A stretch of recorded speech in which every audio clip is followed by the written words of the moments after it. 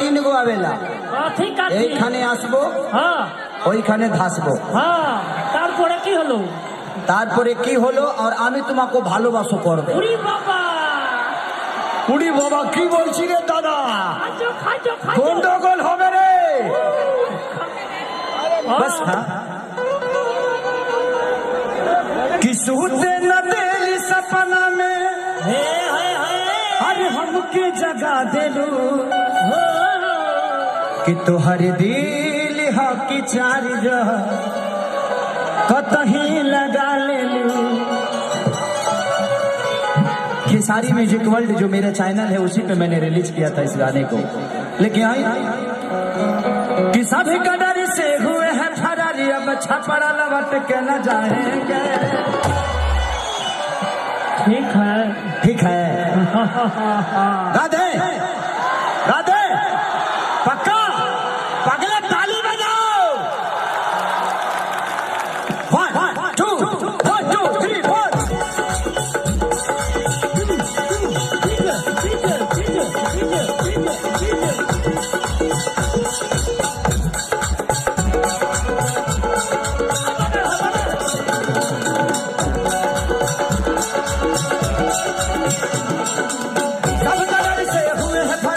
छपड़ा लौट के न जाएंगे।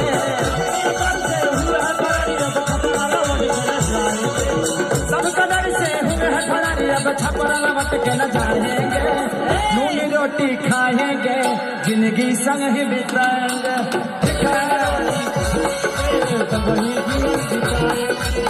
नून रोटी खाएंगे जिंदगी संग ही बिताएंगे।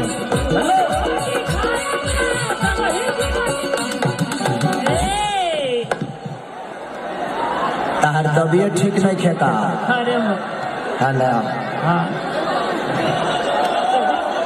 आपका तबीयत खराब है? नहीं ठीक बा।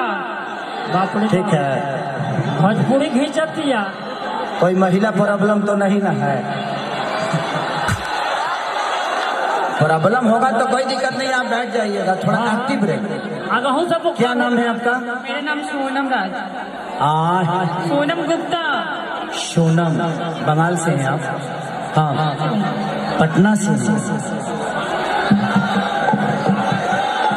कि दही नदिया के तोहरा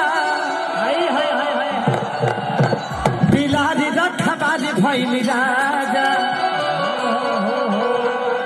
कि लगे दो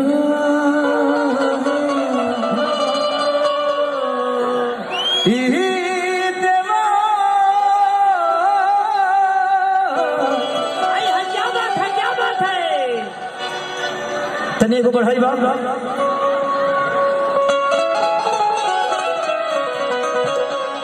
ये गाना हमारा बहुत बड़ा हिट भइल है। 4 महीने के अंदर 100 मिलियन हो गए। एगो भतीजवा के मौसी 250 मिलियन 11 महीना में। कि भतीजा तोर महियो जिंदाबाद, तोरे मौसियो जिंदाबाद, कि गोरी तोरी चुनरी बाझल कौआ अजान मगल हनाई लखनऊ। सारा कुछ करब, चिंता मत कर लो। हम आइल बनी ते बड़ा पागल होइए के जाए।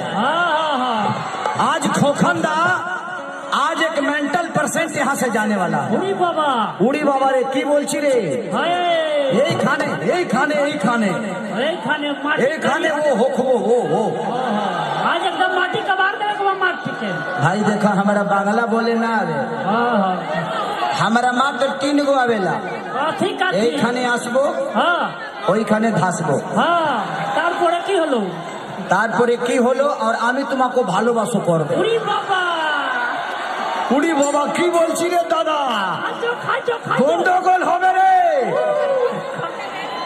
बस कुछ जानता हूँ क्योंकि लगातार मेरे सुरेंद्र प्रसाद यहाँ पे हैं, हमारे रोहित भैया हैं। मैं बंगाल के हमारे लाल बाबू पंडित डायरेक्टर हैं, जिला चंपारण, कुली नंबर 1, राजा की आई की बारात। लगातार में बंगाल के हीरोइनों के साथ ही काम किया। अभी मैं शूटिंग कर रहा था लखनऊ में भी राजा की आई की बारात, जिसके प्रोड्यूसर सुरेंद्र प्रसाद जी भी आए हुए हैं। लाल बाबू पंडित डायरेक्टर हैं, वहीं से आया हूं मैं। तो बंगाल से खास लगाव है मुझे। आप तो पटना से हैं एकता जी, है ना? आपका काफी चर्चा सुना था, आज पहली बार मिल लिया, अच्छा लगा। औरत कहते है बबुआ कि जिए न देता राजा कि तू तया जा हर हाल में, हमके छोड़ के चली गई रजबू बंगाल में। ये कौन सा जगह है? बर्दवान। कि जोरता जवानी जैसे अरे कोयला के खान में, आ छोड़ के घरे आजा राजा तू तबर दवान में।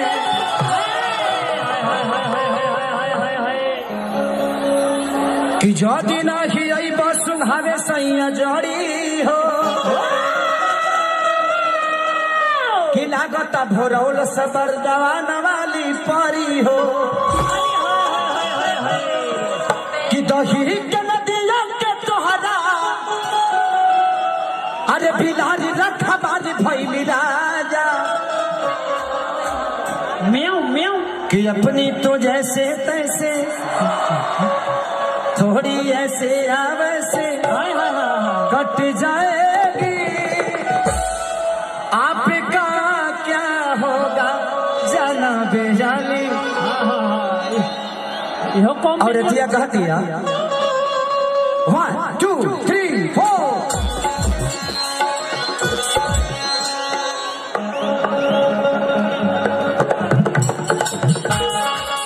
कि दही के नदिया के तोहरा बिलाज राखबाज भइल राजा,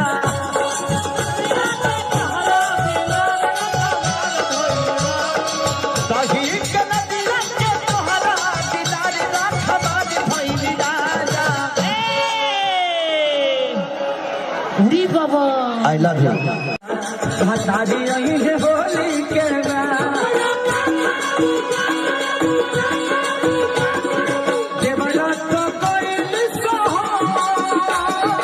कैसे रहब भगवा अभी जाके करबिया, हतारी रही है होली